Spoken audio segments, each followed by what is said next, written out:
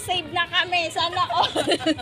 Mapapasana all ka na lang talaga kung dito ka nga naman mapupunta. Ito nga yung araw na nagkayayaan kaming pumunta dito sa O-Save. Instead na maglakad pa uwi ng bahay, eto at dito kami pinadpad ng aming mga paa. Yung pakay lang talaga namin dito ay yung Clorox na murang-mura lang. Ang kaso nga lang pag napunta ka nga dito ay marami kang makikita na mas mura pa. Tulad nga neto, merong lotion na may kasamang sabon. Sabi nga ng kasama namin, masarap daw itong juice dahil natikman na daw niya. Kaya eto at kumuha na nga rin ako para matry ng mga anak ko. At eto nga dahil kumuha siya ng all-around seasoning, kumuha na nga rin ako. Matry lang ba? Eh syempre tayong mga nanay kung saan nga makatipid, saan mas mura, magaya-gaya na.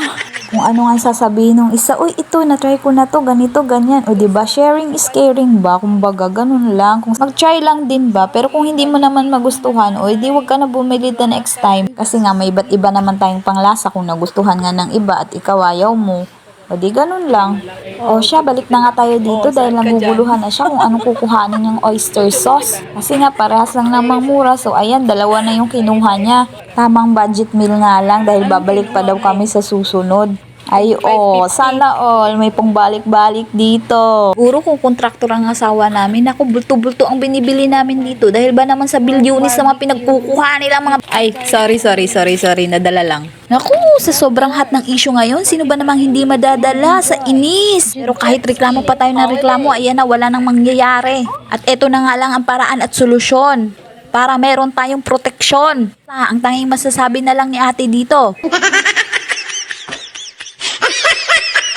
Ang dami ko na nga sinasabi, ito na nga at bayaran na pala. Mga kinuha ko lang talaga yung mga kailangan namin, lalong-lalo na yung pang-ulam at syempre yung Clorox, hindi ko kinalimutan. Yung 300 pesos ko nga, marami na akong napamili.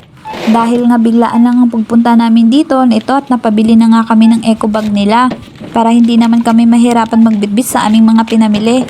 Okay na nga rin ito sa halagang 15 pesos dahil magagamit pa naman siya ng ilang beses. Pero sa tingin ko naman matibay ang eco bag nila, so mga unli beses ito magagamit. Kung may pang-unli ka rin ng pabalik-balik dito. Eme lang, syempre magagamit mo yan pag pumunta ka sa palengke dahil pwedeng-pwede mo yung lagyan ng mga gulay at karne. Unlimited usage kumbaga. O tignan nyo naman, imo-model ko pa yan. Talaga naman, ang mukha ng nanay na sumakses ng gastos. At eto na nga, tinatanong ko siya, bakit yung sa akin 300, sa'yo 200 lang? Sabihin yung pinambabalik-balik ko naman yung... Babalik ka na nga lang daw sa sunod pag may budget na. O ang nangyari, sumakses kami na magpunta dito para makapag-video nga. Konting bili-bili, maraming balik-balik. Okay, hanggang dito na lang. Salamat sa panunood. Bye!